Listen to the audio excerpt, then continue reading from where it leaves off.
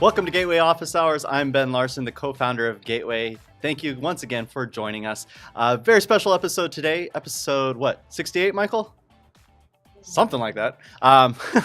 We have brought mentors on today to talk about the tips and tricks of building the vision, getting that out to their customers, and really going to just focus the discussion on giving you the tips and tricks you need to help grow your company. I mentioned a couple of weeks back that this is going to be our new strategy. We're going to kind of bring you into the inner fold of what we do here at Gateway and give it away for free because that's what we like to do.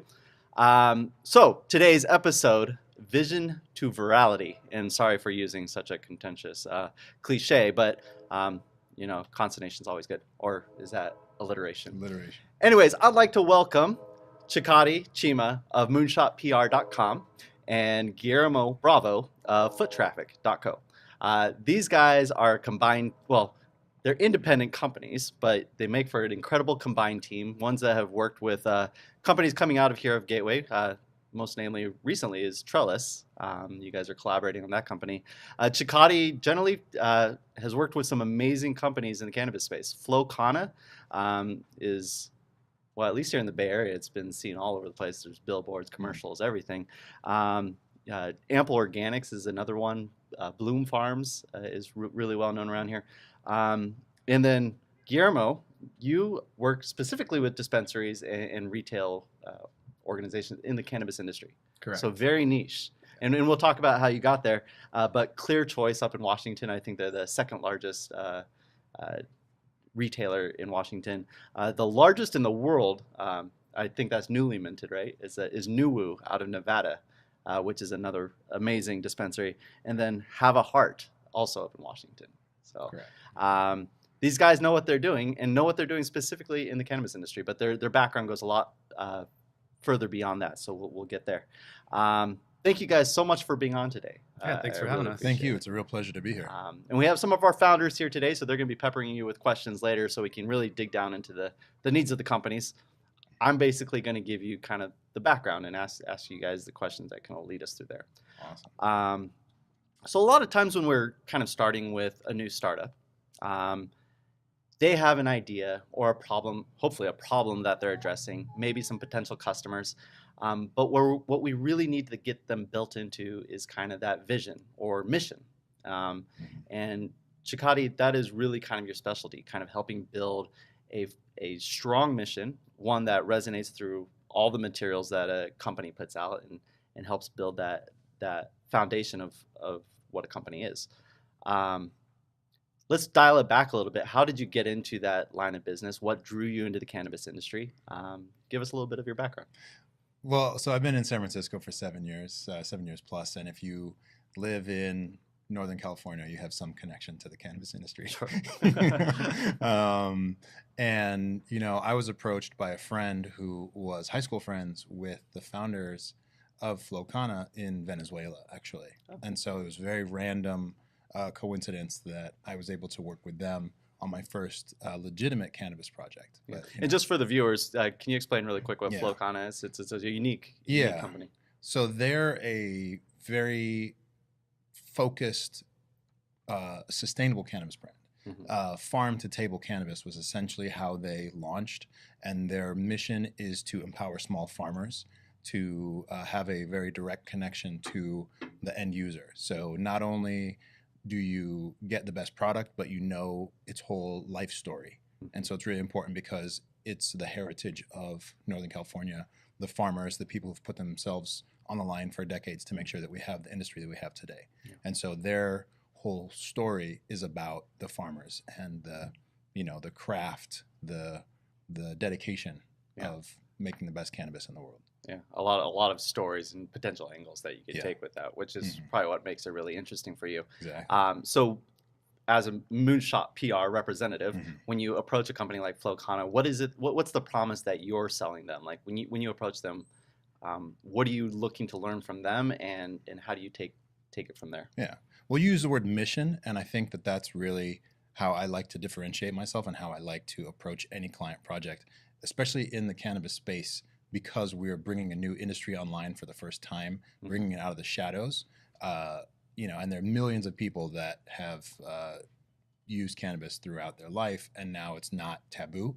So when you are saying we want to help seniors with arthritis or with different effects of aging, or we want to help pets, or we just want you to have a good time, we want you to relax. Those are things that have a very emotional, deep connection to people. So rather than say we're a product that does X, Y, and Z thing, it's like we are a community. We are for the people. And the thing about a mission is that even if you don't necessarily buy something, if the mission resonates with you, you're going to tell other people. You're going to feel happy and comfortable sharing someone else's mission. And so, it's automatically viral, and it's very powerful because you feel like you are transcending your own personal needs to share someone else's vision. So I like to help companies think about themselves as a mission-based organization.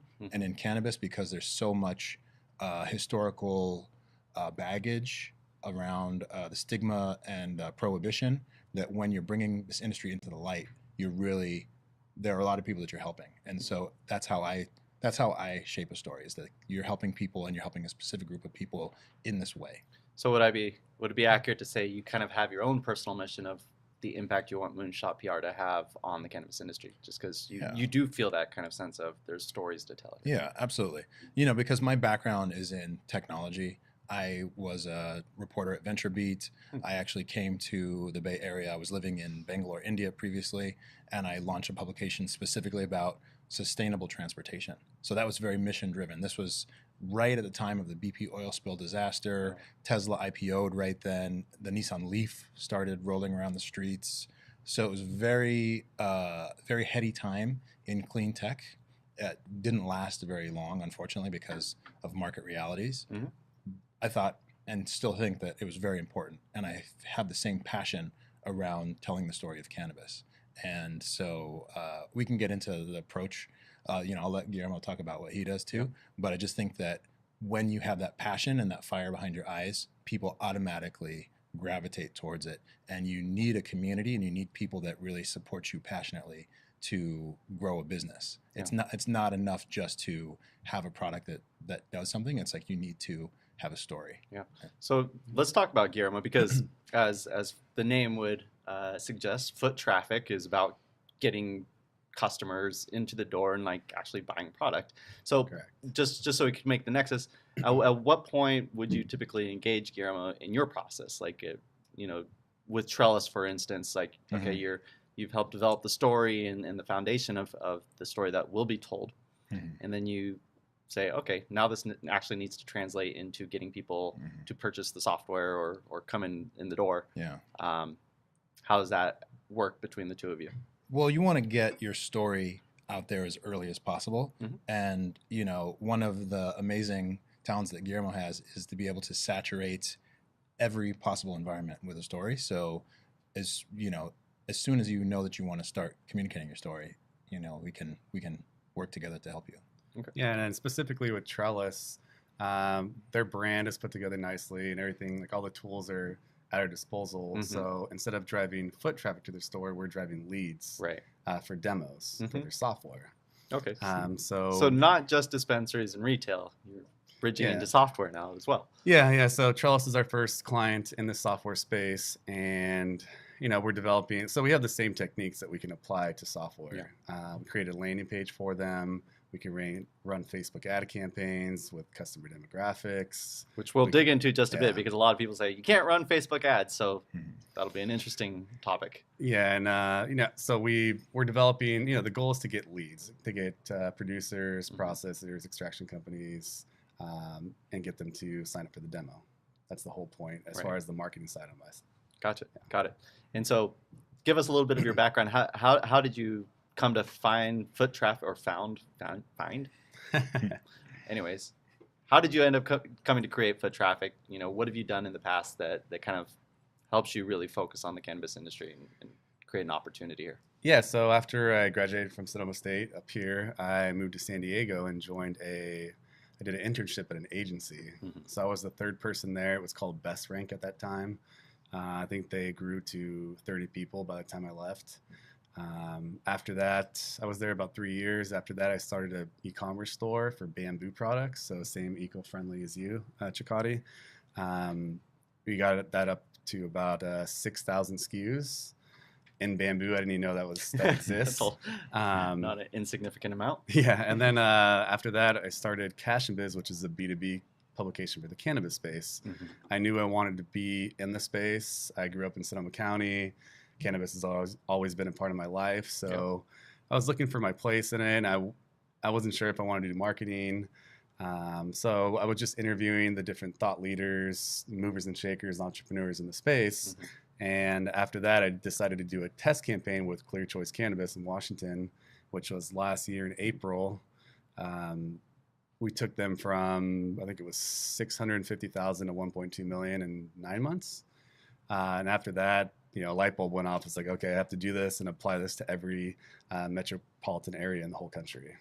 That's amazing. Yeah. And so we were talking off camera before the show where I think Chikodi was pointing out that you took that dispensary from ranked number 16th to Correct. number 2? Yes. In a 9-month period. Correct. That's amazing. So by revenue. The only reason they're not number 1 is because their competitor, the number 1, is Main Street Marijuana, and it's in Vancouver, Washington, on the border. So people from Oregon go there to buy cannabis, and it's the only store that offers, I think, the concentrates stuff there. So that's the only reason they're number 2. Well, so this is a great example. Let's break down kind of that project a little bit, or whatever you're willing to tell us on camera. What was the state of affairs like when you got there, and then how did you establish what the plan was going to be, or is it kind of more of the startup mentality? It's like, we're going to try a series of things, very quickly look at what takes hold, and then really start kind of letting that take us down the road. Yeah. So as of now, the current priorities for a dispensary should be website, SEO, and customer database. Mm-hmm. And that's something I figured out over that startup phase. Like, we were testing out different things. I already knew the basics. So you can do the SEO basics, the website basics, mobile, which is huge. Yeah. So we did A/B testing, created a mobile version of the website for best conversions to get people to the only actions we care about, which is menu visits, deals, requests for directions, and phone calls. Everything else is irrelevant. Gotcha. So just keeping it really focused. And right now we're in that testing phase where there was not media buying opportunities available for dispensaries, and now they're somewhat opening up. So Google AdWords is now approving accounts. Display advertising is opening up across major publications. And I'm assuming there's certain stipulations, like you can't actually mention the sell of cannabis, but you can maybe dispensary. Is dispensary one of the banned words, or no? You can use dispensary. You can use dispensary. Yeah. Okay. You can't use cannabis, marijuana, drugs, or anything involved with paraphernalia. Gotcha. So it's starting to open up now. For dispensaries, you really can't advertise on Facebook, but if you're a software company, there's workarounds for that. Yeah. And are people still facing the issues of having their accounts shut down? Oh yeah. It's that's not going to change. So my take on that is, it's going to continue to happen on Instagram, Twitter, Facebook, and any other websites, just because they are public companies. Sure. And until it's federally decriminalized, it's still going to be the case. Okay. Yeah. So Chikodi, when you are kind of working with these companies and you're helping them establish their brand, I'm assuming that a lot of times they need a lot of help, right? They have an idea of the market they want to address. How do you help them? Like, what are the questions you ask to help start driving them in the right direction, or coming? Is it like analyzing the market, or is it more analyzing the company within and telling their story? Well, I really like to look at a problem, and the more specific the problem, the better, because, in the United States, we are such a massive economy that if you really nail the solution to one problem, you are going to be fabulously rich and loved forever. I mean, I don't want to be flip, but if it was pet dandruff or something like that, and you knew how to solve dandruff in small dogs, there's so many dogs in this country, for instance, that you'll never run out of customers. Yeah. So I have a little football-sized dog at home that would love that. Yeah. People love their pets. Yeah.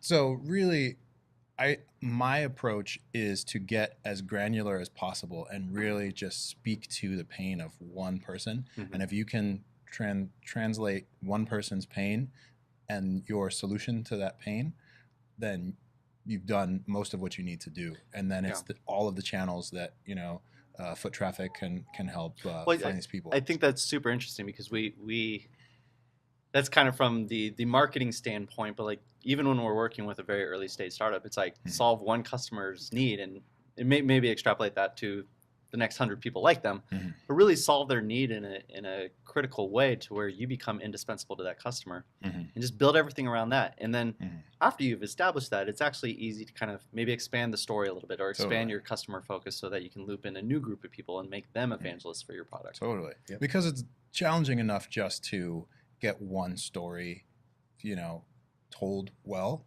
So, in the Valley and just in entrepreneurship in general, people have a lot of ideas. They're up late at night thinking about, I could do this, I could do that. And that's part of the creative process. When it comes down to running a really well-oiled machine, you just have to know that you're doing one thing. And it's not nearly as easy as you think to just pull away all the distractions and just do one thing. Yeah. So to the extent possible, we really focus on that one person, that one thing, and really telling that story well. Right. So a big part of this, and you mentioned one of the tactics is SEO, search engine optimization. And SEO has been a thing. Like it's been a thing for 30 years now. Long time. But SEO has changed, and the way Chikodi thinks about SEO might be different from the way Guillermo thinks about SEO because a lot of your clients are local businesses and local SEO might be different than kind of global SEO, right? Correct. So when you start thinking about that, key terms, all these kind of things, I would like to hear both your perspectives or if you have differing perspectives, would love to hear that. A little controversy is always good. How do you start approaching that problem of SEO? It's I'm ranked on the third page of Google for everything. Yeah, well, we worked together on Trellis on specifically targeting keywords for the software. And, I did the research and I told him what I needed as far as keywords and search engine optimization. We need these placed X amount of times within the content. Oh. And then he developed the messaging behind that. Yeah. So that, not to sell your business for you, but that's kind of the benefit of a specialist is very specific tactical ways to go about SEO. So correct. Mentioning it this way, bolding it, putting it in titles or whatever, I feel best practices. Yeah, well, I feel like I read a lot of books and it's just all right, here's the thought process behind it. But what's really helpful for founders and why we're starting to do the show a little bit more like this is here's some to-dos to do. Yeah. Right. I would say one actionable tip is that when it comes to ranking your content for search, that Google wants your content to be for a human audience. Yep. So there's the algorithms running in the background looking for density of keywords and everything. Yeah. At the end of the day, it still has to be readable to a human. Yeah. So you can do certain things to ensure the prominence of terms that you're ranking for, but if people aren't reading and sharing your content, like actual humans, then Google isn't going to prioritize. So you're saying the algorithms are getting smarter. So keep this in mind. Voice search is gaining huge popularity now, so you have to write the content as if it were a person asking. Where do I find the best dispensary around? Right. They're not typing in San Francisco dispensary. So you want to keep that in mind. And then another thing is social engagement drives your search engine rankings. So if you have more Facebook, Twitter shares, and people engaging with the content, you're going to rank higher. Interesting. So Google's tracking all of that. Correct. If I write an article, if I get everyone to share it, if it goes viral. Yeah, it's a really good point about voice search. A lot of times I now use Siri to look for things. And so the way that you would talk to Siri is the way you talk to a person, You're talking to a 10-year-old basically. Yeah. So your content has to be able to match that kind of that litmus test, if you will. Right. Yeah. And so that, I mean, that's why we're starting to see titles of articles that are actually just sentences. Sorry, Michael, for bumping the mic. And then, like, in the text itself, having it be more kind of just natural conversational type of language instead of, I don't know, bigger words that people never use. Right. Like my partner, who can't defend himself, often does. That's another thing. Like you said, like bigger words. Google understands synonyms too. Whoa! So wow. you can do cannabis or marijuana, and it'll consider them the same. All right. Interesting. So you don't have to target both keyword groups separately. I've been out of the tech industry for too long. And that goes back to really understanding a specific customer, because a specific customer is going to be looking for a very specific thing. So there's a technique that I didn't invent it, but I just call it breadcrumbs, where you're looking for specific phrases and keywords that are very relevant to a specific group of people, and that's only going to matter to them.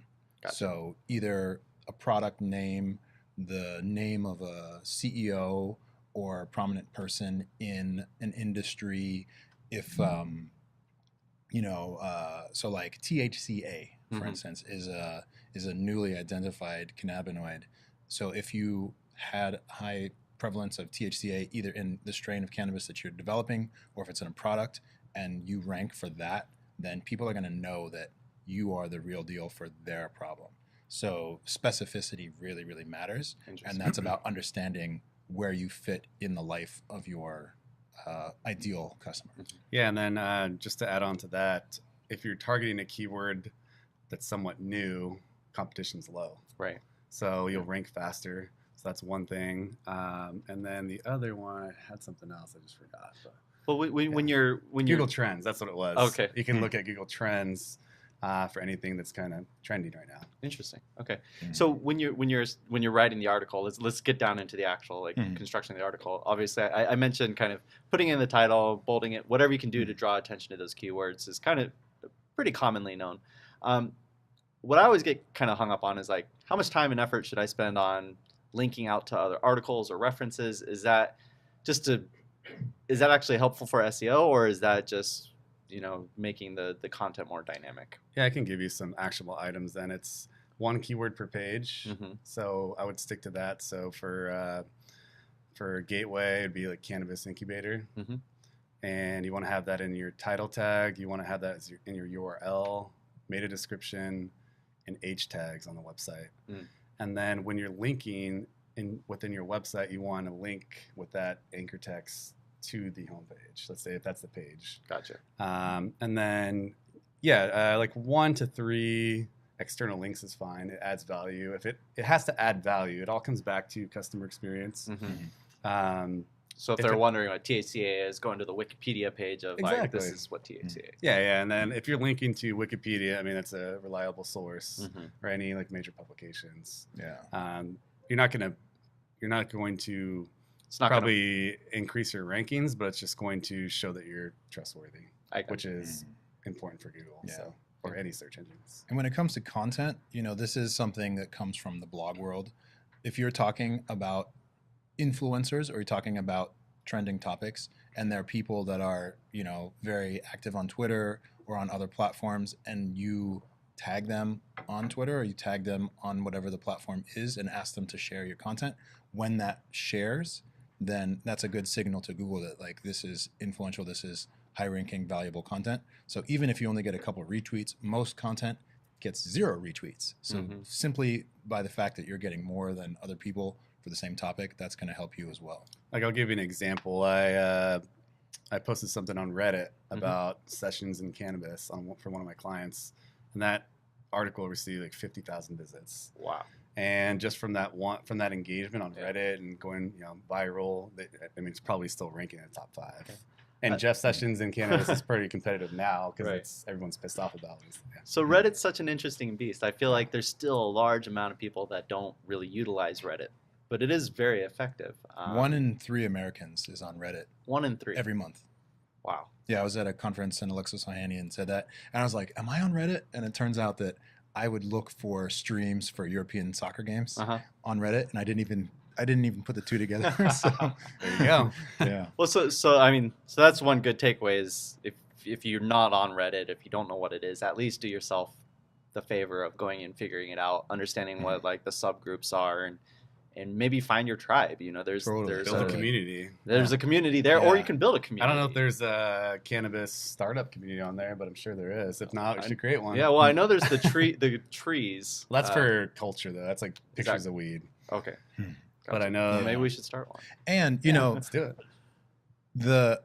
this is another really easy growth hack for your company is if there are existing tribes online, if there are existing communities, go in them, see what people are talking about, and then just take the threads that people are having active discussion and make that your content. Make that the subject line of a blog post, because these are things that people care about already. Yeah. There's already a lot of activity. So using it as your idea generator almost. Or even take it a step further and include them in the process. Oh. Right? I mean, Nice little growth hack. you can ask for feedback on a logo, ask for feedback on a concept, and get their honest. Like people on Reddit are real honest. So. Yeah.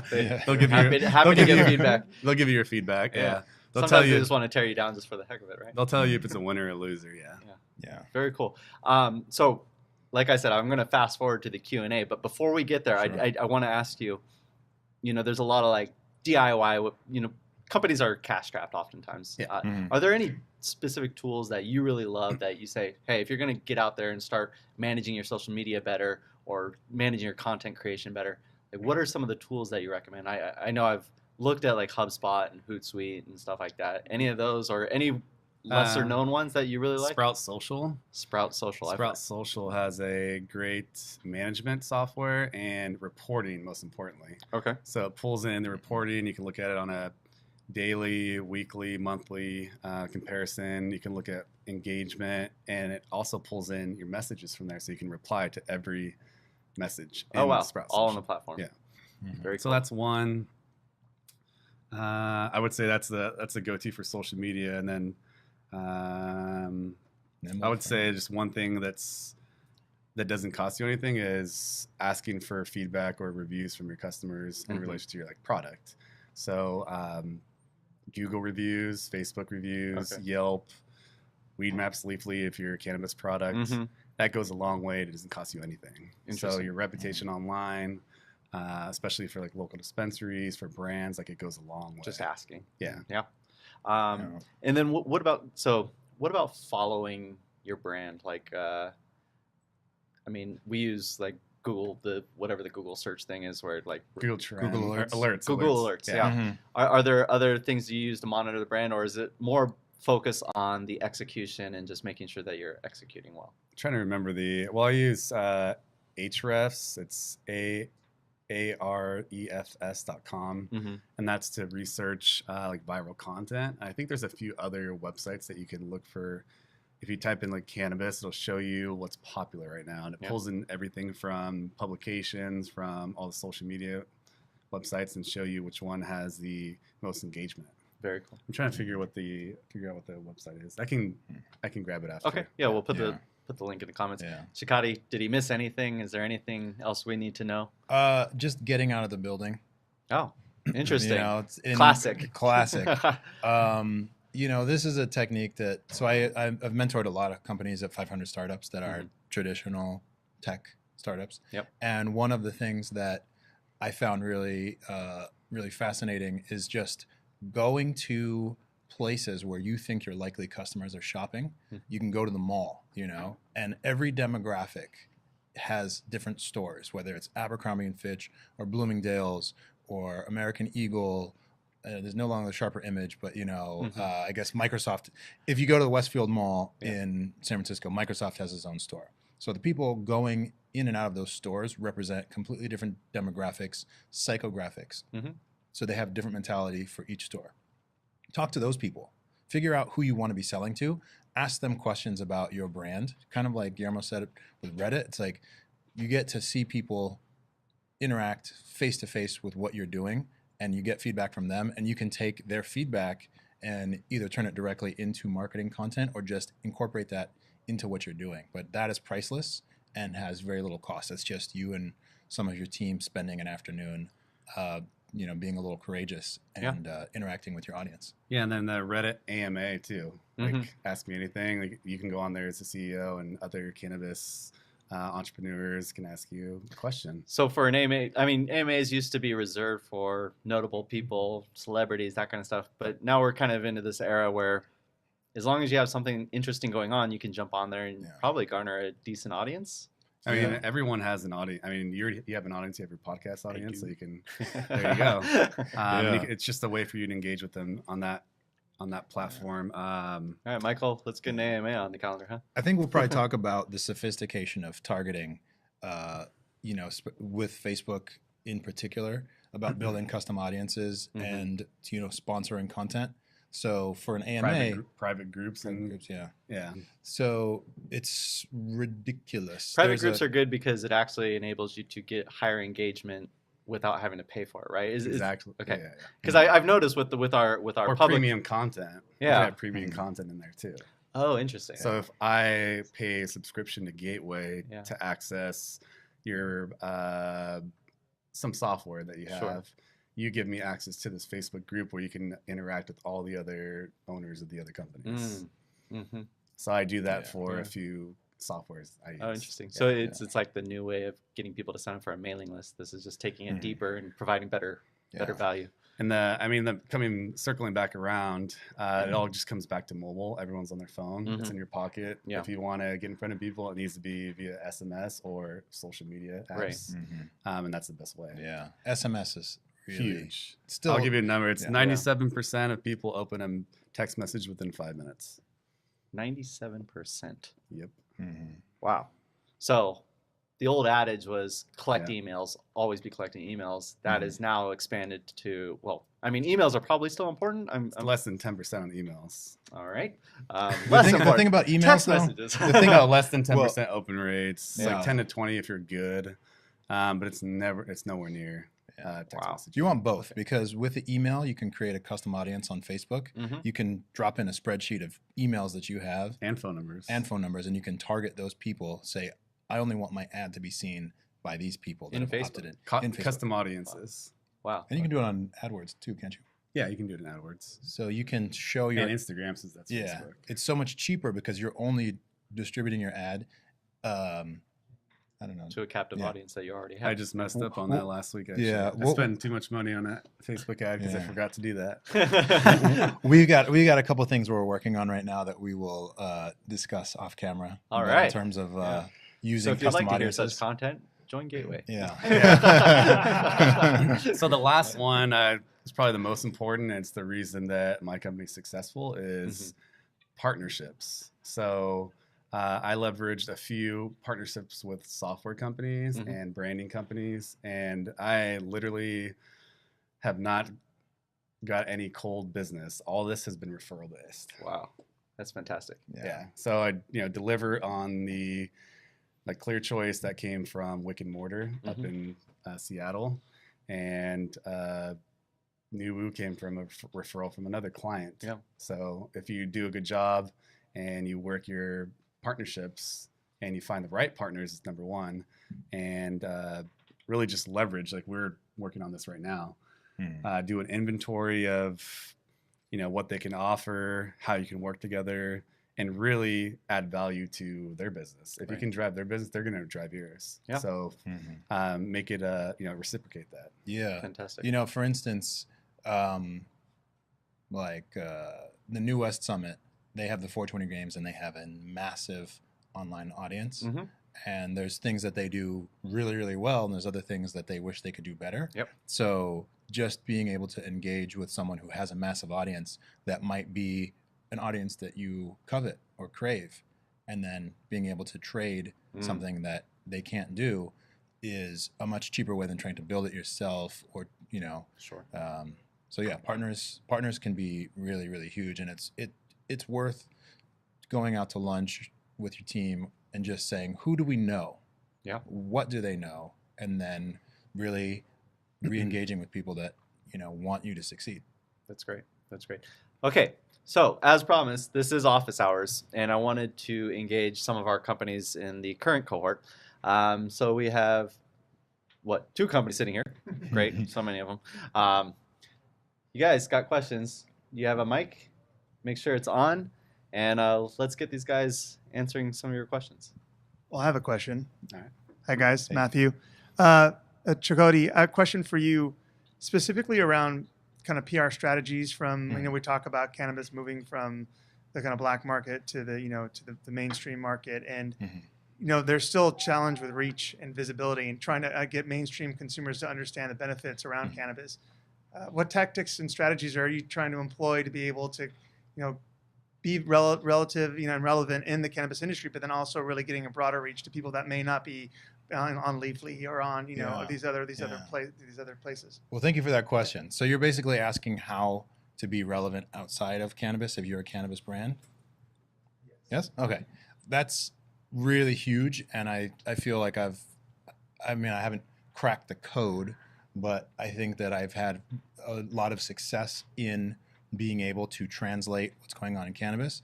The problem with cannabis media is that it's been around for a really long time. It's been girls in bikinis holding Crown Nugs. There's a lot of, it's just a lot of titillation, if you will. And there's a lot of pay to play. So if you want to get in a cannabis outlet, all you have to do is pay $500. They'll say anything you want about your company, and you might be out of business in 2 months. So that media is read by, a very loyal following, but we're talking about an industry that's growing by leaps and bounds. And so you want to be in Fast Company, you want to be on Mashable, you want to be in TechCrunch, you want to be, on the evening news. And like I said, when you have a mission, when you are so passionate about what you're doing and there's people that can attest to how you're helping them, grandmothers that couldn't sleep, or children with seizures, or dogs with seizures, or people with cancer, and you're saying like this is a problem that is not being addressed by any other existing solution, that's when media takes notice, and that's when you really become a mission-driven organization. So I was a reporter. I come from a reporting background. We're always looking for a cool and interesting story. Cannabis is very much a cutting-edge topic right now. So when you're able to kind of check off those boxes, then you're going to have no problem being a mainstream success. It's really just about having a mission and being able to show these are the people that we are helping, and we want to help this many more people. It's the why. That's the why. Yeah. Mm-hmm. Why is it important? Thank you for boiling that down to one word. It's your why. Mm-hmm. What about you guys? Can I add on to that one? Yeah, please do. I would say, as far as a brand, I wouldn't market to stoners. Right. So market to the general public. Stoners is going to be a small percentage of your market anyways. So, in regards to the branding and everything, I typically don't recommend putting cannabis or marijuana in your brand name.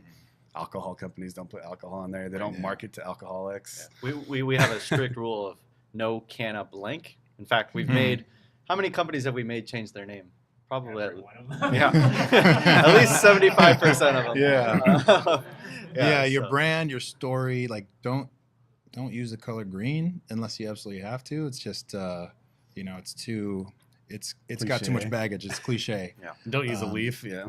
There's just so many more people that your brand is applicable to than you ever thought possible. What we found is that beyond who you're targeting, it's just confusing. Like, we really like some companies, and they're like, oh, what was the name of that company? And it's like, oh, Canna Blank something, they had a leaf, and it's like, oh, you just described fucking 50 companies. Yep. Yeah, exactly. Yeah, great.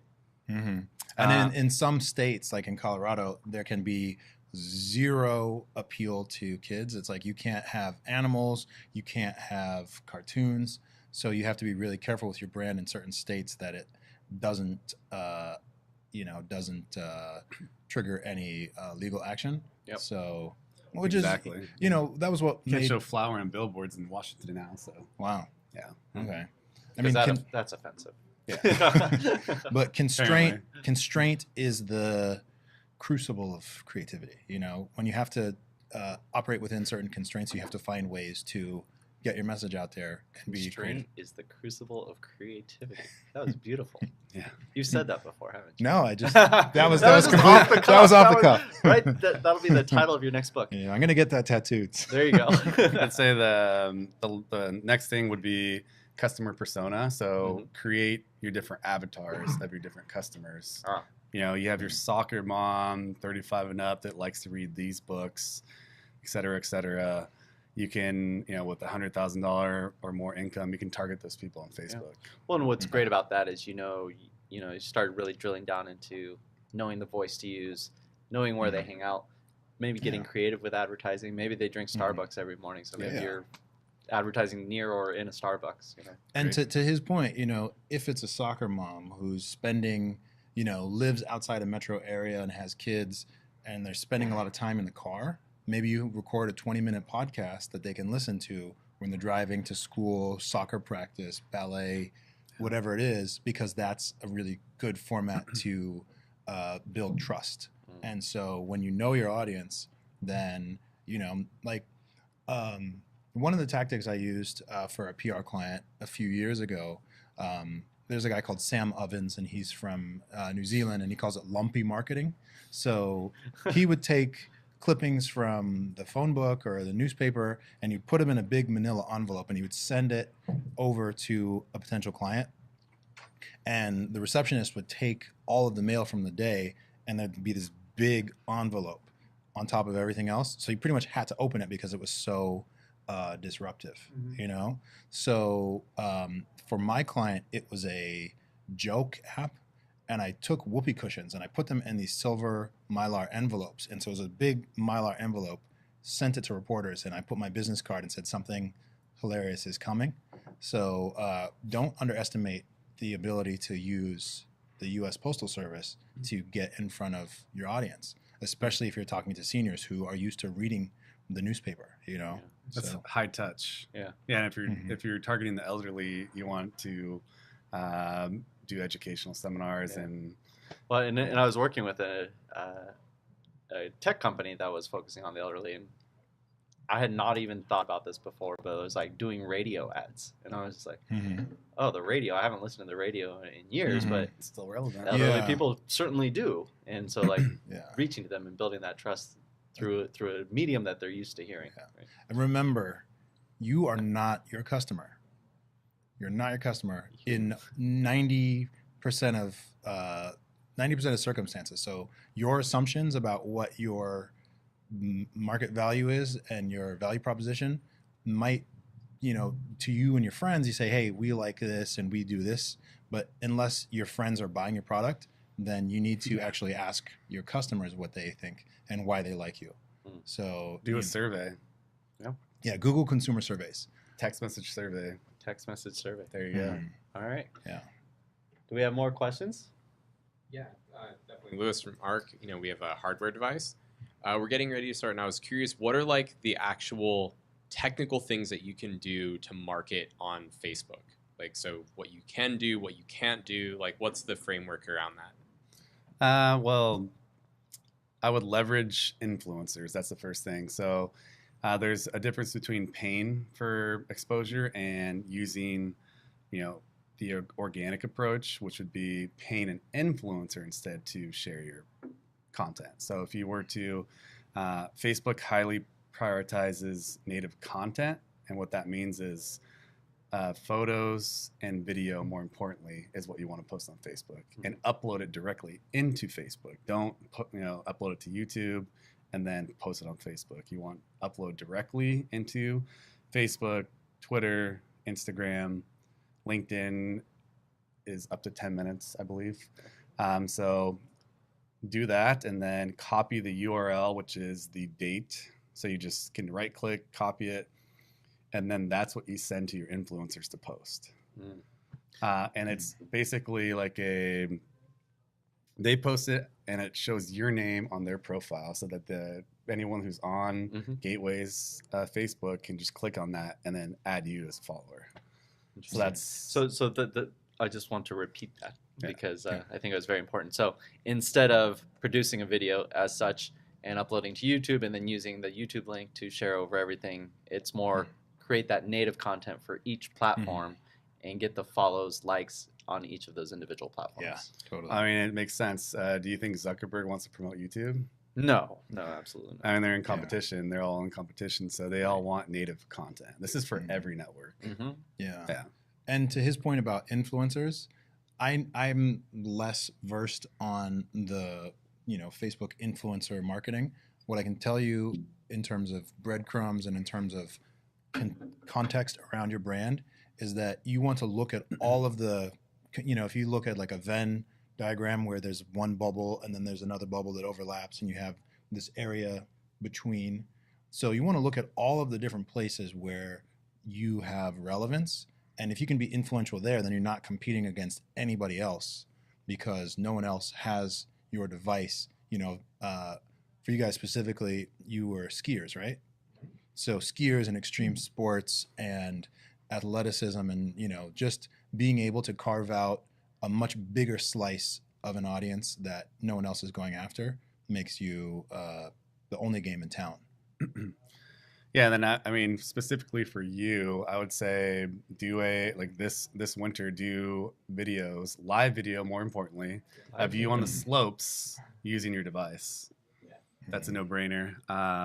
Yeah, the live video is huge. Huge, yeah. And then, so this is a workaround. If you're a cannabis company and you want to show flower and stuff that's not permitted by Facebook's terms, you do it live. Just do it live. And then have a backup account. and then it goes away. Have the content disappears. So Snapchat, Instagram stories, Facebook stories, and then I think Twitter's just launched something too. Gotcha. Okay. And then once the video gets engagement, so once it gets the natural engagement, then you boost the video. So boost after the engagement begins. Yeah. It costs you less overall. All right.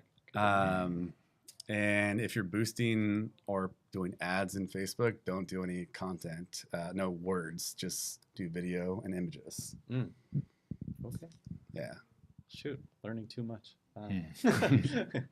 Yeah, no, fair enough. I think that's really good. Thanks for answering. I think the only follow-up I was having is from kind of a technical aspect of putting your company up there, trying to read in some of the rules and the things if you make posts, you're not supposed to put certain words or things of that nature in it. Do you have any technical feedback on any of that stuff? Don't post anything that's going to get you flagged. So marijuana, cannabis, don't use those words at all.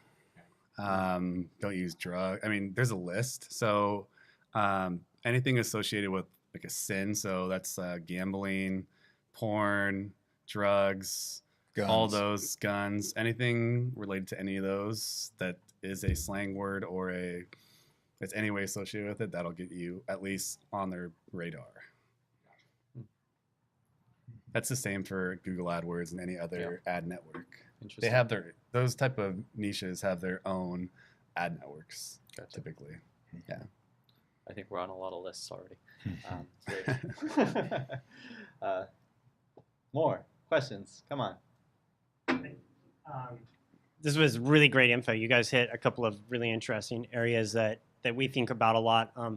We have a pretty experiential brand. We do a lot of juice tastings and demos, and also there's a lot of festival culture and events that will be coming up. Do you have any specific strategies? I mean, it kind of sounds like maybe doing live at these events while you're demoing the product or sharing that with consumers, but any kind of recommendations around how to work from that live event or something that would be happening here and how to help convert that? Yeah, Snapchat filter, Instagram filter, have one created and have it uploaded. You put the geo target in there, so when people are on Instagram or Snapchat, they'll have that filter as an option. So that's an easy one. And those are relatively cheap, right? Pretty cheap, yeah. Oh, wait, you can do it as a startup, yeah. Another would be creating some type of engaging backdrop or something where people can take selfies and check in there. So something to engage the customer, whether it's a contest, spinning the wheel for something free. You see those frames all the time where people can stand behind them. Free swag, so glasses, Let's see, for a juicing company, what do you think for a juicing company? Would be Well, so for juicing company specifically, I would think that more generally, if you're going to do an in-person activation, get people's phone number and get their email. You know, have an iPad with a or a QR code or something like that they can just take a picture of and be added to the email list. Just make it really easy for people to leave their contact information, because it's one thing to, you know, have them have a really good experience. Like, I really like that juice, but what was it? You know, what was it? So make sure. What made it stick? Yeah, what made it stick? So that you can just reactivate them soon.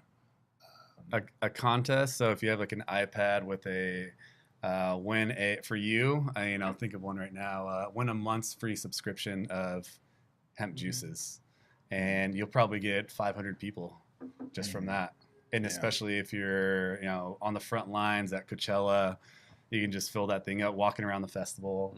And then something along the lines of that. And thank you for bringing up events, because that's actually something that I'm extremely interested in, and it's totally underutilized in most businesses, and especially in startups. Is just like, people are always looking for a reason to meet new people, to get out of the house, to do something different. And if you can provide that to them, then that's how you build your community. Cannabis is an experiential product, so you should be, if you're in cannabis, you should be looking at ways to create new experiences or leverage experiences that are already happening for your brand. And it could be as simple as a hike. Like, I'm definitely looking for a brand that I can work with where they have a Saturday hike, and they start at 7 or 8 in the morning, and they just go out for an hour. And then not everything has to be blazers and button-down shirts, networking. What's wrong with that? I'm ready to go hike. Yeah. Or I got the sneakers on. Yeah, but like maybe it's your juice brand, but then people bring their dogs out and go for a walk with their dogs, and they just socialize over this. So there's just a million opportunities to do things that are very low cost, high touch, and people will never forget that you were the one to do that for them. And then of course they're going to give you their phone number and their email address, and they're going to tell all of their friends the next time, like, we did this really fun thing, and I want to tell everyone about what I did. So word of mouth, and just there was a book called How to Master the Art of Sales, and he called it belly button to belly button.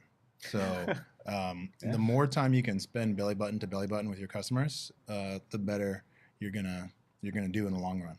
I forgot to add that in the dispensary marketing and everything. It's word of mouth is actually number one. If you can deliver on customer service and the experience in the store, and customers are happy, that's way more powerful than any of the other digital marketing you can do. Yeah.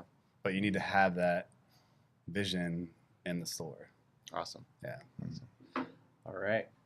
How are we doing? Awesome. Great. Thank you. That was amazing. The other one would be just maybe a little bit of a different question, would be we listen a lot to Gary Vee. Obviously, you guys are kind of speaking to some of, kind of how he talks about that. Do you have any... Lot fewer F-bombs. Yeah. we can start now. Yeah. It's the end of the show. No one fucking watches this far. Yeah. Any recommendations around how to prepare your brand for creating live videos? Do you want to reach a certain threshold before you start creating and sharing content to make sure that you're ready to receive that, and how to analyze that and how to judge where you're going, and then know to boost that video? Do you start kind of ramping that up, or wait till you hit a threshold to where it feels like things are okay to quote unquote launch, or really bring the attention to it? Yeah, I would shoot for, say, 2,000 followers across all platforms as a starting point. So engage with your customers, stock competitors, engaging with someone on a personal level is going to go a long way. And on Instagram, it's the easiest to do, actually. So you can find people by where they've been, what hashtags they've used. I can go on my competitors and I can see all the followers that they have and anyone they're following and add them all. I can direct message them.